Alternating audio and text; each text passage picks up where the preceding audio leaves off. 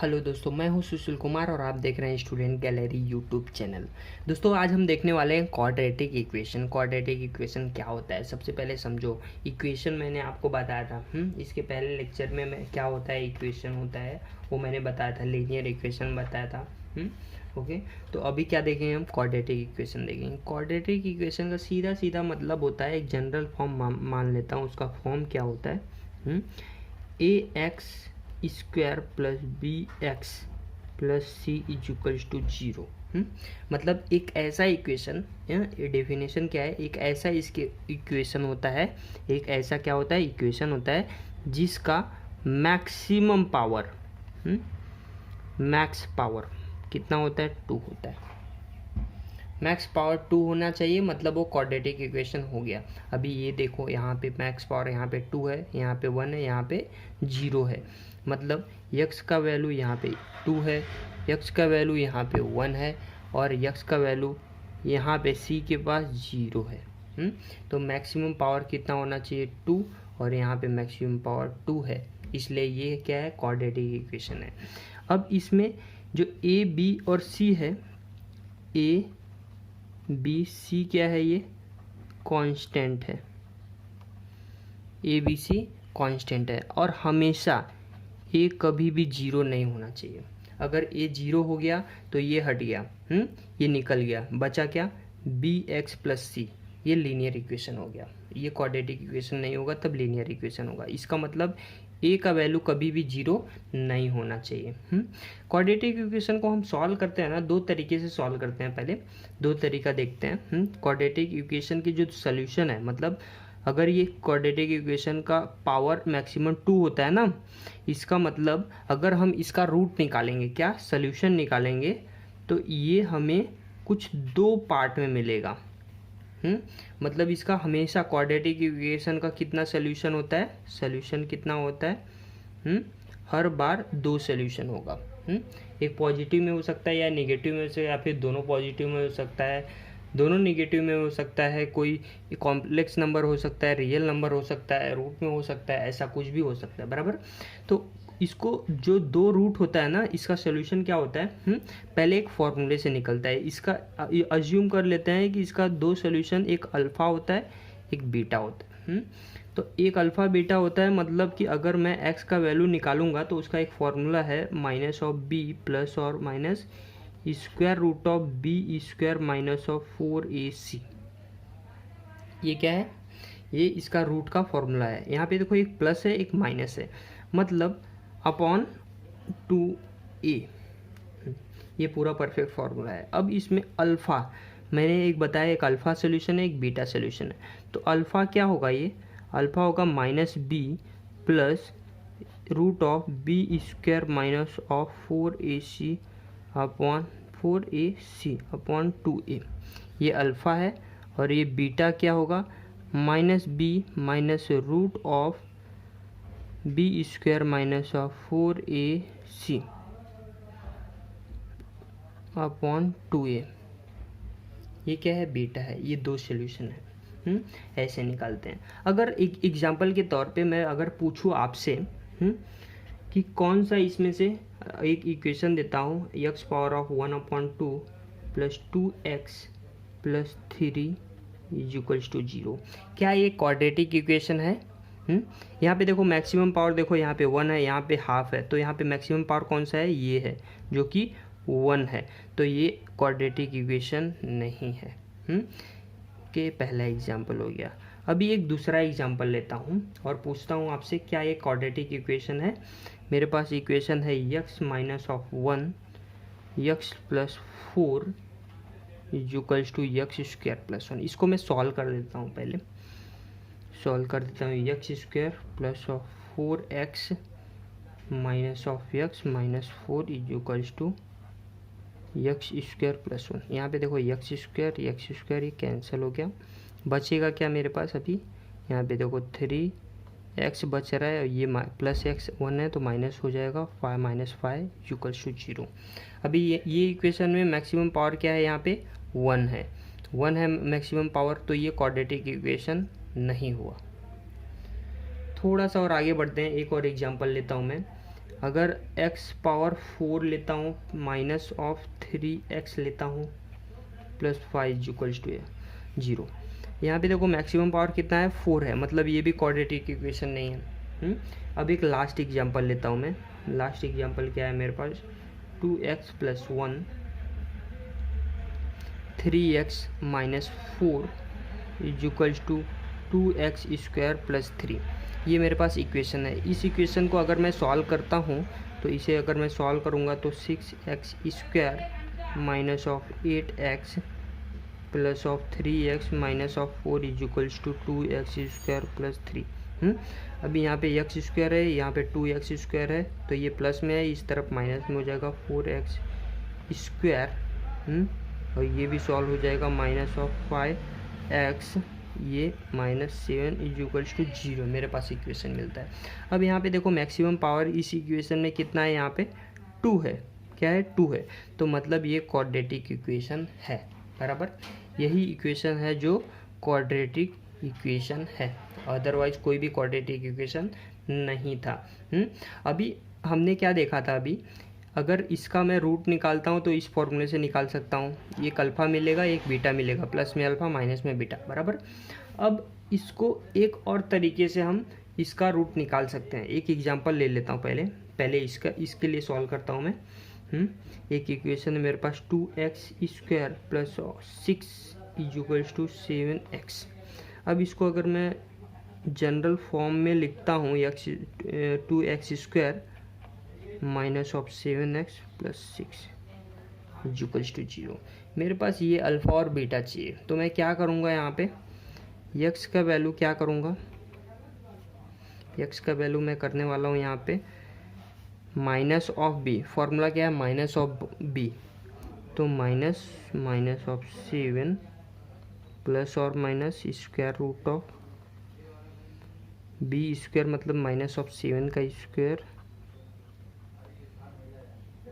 Minus of 4। a का value कितना है, 2 है, c का वैल्यू 6 है।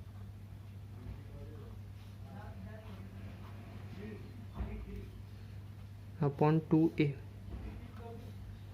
अब इसे मैं सॉल्व करता हूँ, 7 प्लस और माइनस 49 माइनस ऑफ ये कितना हो गया 24 हो गया, इंटू 2 48 हो गया। अभी 7 प्लस और माइनस 1 हो गया अपॉन 4 हो गया। ये इक्वेशन मिलता है मुझे। अभी इसको मैं एक बार प्लस में लिखूंगा, एक बार माइनस में लिखूंगा। अगर मैं प्लस में लिखता हूँ 7 प्लस 1 8 अपॉन 4, मतलब कितना हो गया 8 अपॉन 4, मतलब ये 2 हो गया, ये अल्फ़ा का वैल्यू हो गया। ये अल्फ़ा का वैल्यू हो गया। अब बीटा का वैल्यू क्या हुआ, 7 माइनस ऑफ 1 अपॉन 4, मतलब 6 अपॉन 4, मतलब क्या होगा बीटा का वैल्यू, ये 3 अपॉन 2 होगा। ये दो रूट है, अल्फ़ा और बीटा। अब इस इक्वेशन का दो रूट है, ये अल्फ़ा हो गया, ये बीटा। अब एक चीज़ और हमें ध्यान में रखना है, ये जो हमने क्या निकाला, रूट निकाला, फॉर्मूले से निकाला। अभी हम रूट निकालेंगे, एक हमारा दूसरा मेथड है, क्या सेकेंड मेथड है या फिर बोलेंगे वो है फैक्टराइजेशन मेथड। ओके, फैक्टराइजेशन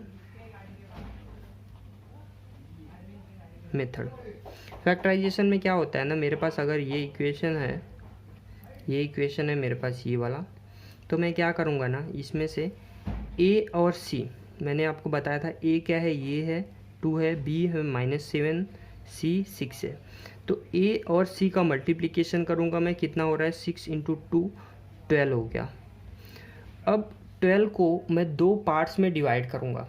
ऐसे मुझे ये प्लस में हुआ, ऐसे दो पार्ट्स में डिवाइड करना है, जिसको मैं प्लस करता हूँ या माइनस करता हूँ तो b आना चाहिए, -7 आना चाहिए, हाँ, प्लस या माइनस करने पे। और मल्टीप्लिकेशन करता हूँ तो क्या आना चाहिए, 12 आना चाहिए। तो ऐसा कौन सा है, यहाँ पे देखो प्लस में है, तो प्लस में है तो ये जो वैल्यू है दोनों प्लस में रहेगा या माइनस में रहेगा। तो इसको देखेंगे, ये क्या है माइनस में, तो मतलब दोनों माइनस में रहेगा। अब इसमें से क्या हो सकता है, अगर मैं 4 इंटू 3 करता हूँ तो 12 होता है, प्लस में हो जाएगा, ये माइनस माइनस प्लस में हो जाएगा, और ये -4 -7 3 -7 होगा, मतलब ये वैल्यू लेंगे 2x square minus of 4x minus of 3x plus 6 is equals to 0। इसको क्या किया मैंने, -7 को 2 पार्ट में स्प्लिट कर दिया। अभी ये फिर से 2x को कॉमन लिया, x माइनस ऑफ 2 लिया, minus of 3x minus of 2 is equals to 0। x minus 2x minus of 3 is equals to 0। अभी यहाँ पे x का वैल्यू 2 आएगा और यहाँ पे x का वैल्यू 3/2 आएगा। ये फैक्टराइजेशन मेथड है। कौन सा मेथड है? फैक्टराइजेशन मेथड है। आप देखेंगे यहाँ पे अल्फ़ा और बीटा सेम वैल्यू, यहाँ पे भी स्क्वायर क्वाड्रेटिक इक्वेशन का 2 रूट मिला है, अल्फ़ा और बीटा 2 सोल्यूशन मिला है। ओके, 2 सोल्यूशन मिला है। उसके बाद अब हम कुछ चीज़ें और जानेंगे। अगर हमें नहीं पता है, कुछ इस तरीके से दिया है, कोई भी एक क्वाड्रेटिक इक्वेशन दिया है और हमें डायरेक्ट पूछ रहा है कि इसका जो अल्फ़ा और बीटा जो सोल्यूशन है वो क्या होना चाहिए। क्या होना चाहिए मतलब वो पूछा कि रियल नंबर है, इमेजिनरी नंबर है या फिर रियल नंबर है, कैसा वैल्यू है, कैसा होना चाहिए। उसका एक और भी फॉर्मूला है, मतलब कि एक और तरीके से हम निकाल सकते हैं, हम डायरेक्टली पता कर सकते हैं। इसका जो ये रूट आएगा, यहाँ पे देखो दोनों पॉजिटिव में आया, मतलब ये दोनों रियल नंबर आया। यहाँ पे देखो आई नहीं है, आई मतलब क्या, a प्लस बी आई, ये क्या है, complex number. Complex number, complex number. और यहाँ पे जो आई है ना, आई का वैल्यू क्या होता है, स्क्वायर रूट ऑफ -1, इतना याद रखना। इसका मतलब आई का स्क्वायर क्या होगा, आई का स्क्वायर होगा -1। आई का पावर 3 का वैल्यू क्या होगा, आई का पावर अगर मैं इसको मल्टीप्लाई करता हूँ तो माइनस ऑफ आई होगा। आई का पावर 4 का वैल्यू क्या होगा, ये 1 होगा। इतना याद रखना है, आई का वैल्यू एक कॉम्प्लेक्स नंबर है। बस इतना याद रखना है, इससे ज़्यादा कुछ भी नहीं जानना है आपको कॉम्प्लेक्स नंबर में। अब मैं किसकी बात कर रहा था कि कैसे पता चलेगा वो रियल नंबर है, ये कॉम्प्लेक्स नंबर है, इमेजिनरी नंबर में आएगा या फिर कौन सा दूसरा नंबर आएगा। ये इसको क्या बोलेंगे हम, इमेजिनरी नंबर।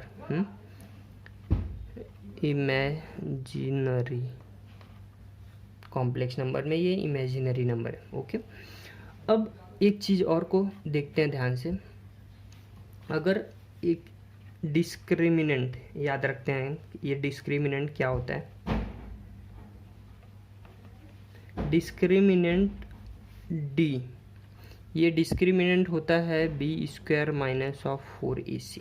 अब b² माइनस ऑफ 4ac को अगर आप ध्यान से देखेंगे तो ये हमें यहाँ से मिलता है, रूट का जो वैल्यू है minus of b² plus 4ac, यही है डिस्क्रिमिनेंट हमारा, b² माइनस ऑफ 4ac बराबर। ये क्या है, डिस्क्रिमिनेंट है। अब ये डिस्क्रिमिनेंट है मतलब क्या, अगर इससे हमें कुछ चीज़ें समझ में आती है। अगर ये डिस्क्रिमिनेंट, अगर हम d निकालते हैं डिस्क्रिमिनेंट, अगर वो d का जो वैल्यू है ये लेस देन 0 होता है, क्या होता है, लेस देन 0 होता है, या फिर सॉरी लेस देन 0 होता है, तो जो हमारा ये 2 रूट है ना, अल्फ़ा और बीटा, जो 2 रूट से हमारा क्या मिलेगा पता है, इमेजिनरी नंबर मिलेगा। ये इमेजिनरी नंबर मिलेगा, मतलब उसमें आई होगा या फिर रूट ऑफ -1 माइनस ऑफ, ऐसा इस तरीके का कुछ वैल्यू मिलेगा, इसमें ये मिलेगा या फिर डायरेक्टली ऐसा कुछ मिलेगा जिससे हमें पता चलेगा वो इमेजिनरी नंबर है। ये हो गया डी। अगर ये डी का वैल्यू डिस्क्रिमिनेंट हमारा 0 होता है, मतलब ये डी का वैल्यू हम निकालते हैं और वो 0 होता है, इसका मतलब जो हमारा रूट्स है वो रियल होगा। क्या होगा, रूट्स रियल होगा और इक्वल होगा। मतलब जो भी होगा, अगर रूट का वैल्यू अल्फ़ा अगर 2 आता है तो बीटा भी क्या आएगा, 2 आएगा। मतलब ये रियल वैल्यू है और इक्वल वैल्यू है, इसका मतलब ये होता है।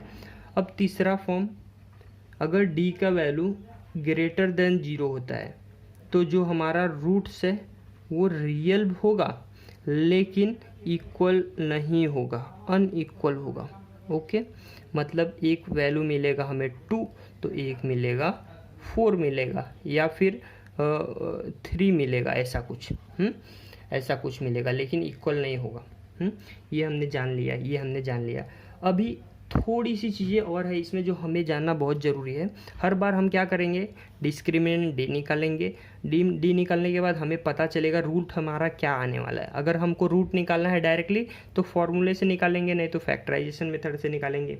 ओके, अब इसमें कुछ चीज़ें और जाननी है। अगर ये जो अल्फ़ा और बीटा है हमारा, अल्फ़ा और बीटा है, अब इसमें एक चीज़ और है।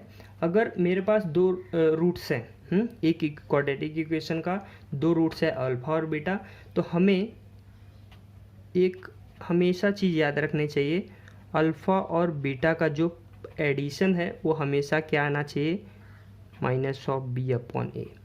b क्या है, आपने देखा क्वाड्रेटिक इक्वेशन में ये कोएफिशिएंट है, कोएफिशिएंट।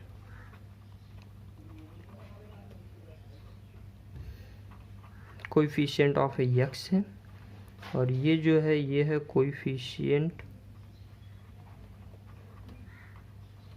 Of x²। ये x का कोएफिशिएंट है, ये x² का कोएफिशिएंट है, और ये माइनस है, -b/a। और एक चीज़, अल्फ़ा इंटू बीटा हमारा c/a होना चाहिए।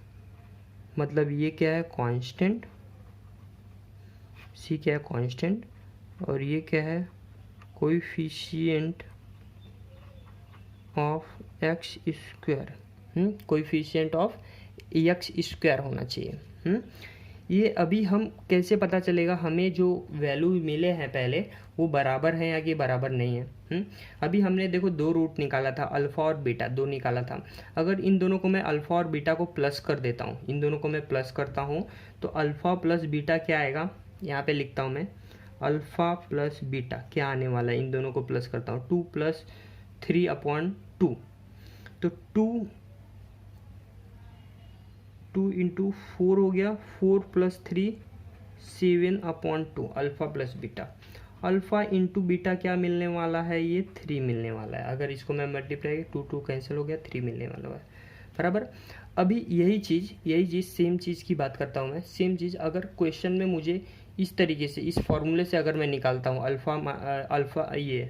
Alpha plus beta, alpha minus into beta, ये देखो फॉर्म क्या है इक्वेशन का फॉर्म है 2x² - 7x + 6।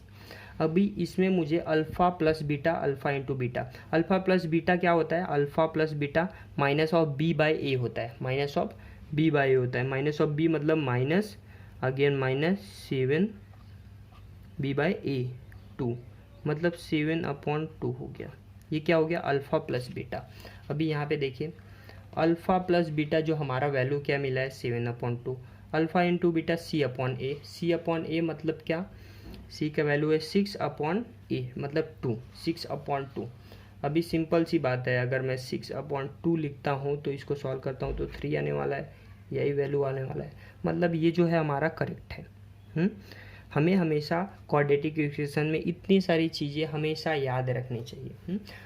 आने वाले अगले लेक्चर में हम इसके ऊपर और भी कुछ एग्जाम्पल वगैरह सॉल्व करेंगे और आगे भी बढ़ेंगे कि क्या होता है, और भी प्रॉब्लम सॉल्व करेंगे तो हमें क्लियर कट समझेगा कि क्या होता है। इन जनरल हमें ये हमेशा पता रहना चाहिए। अगर ये हमेशा पता है हम कुछ भी प्रॉब्लम सॉल्व कर सकते हैं क्वाड्रेटिक इक्वेशन में। ओके, तब तक के लिए बाय बाय।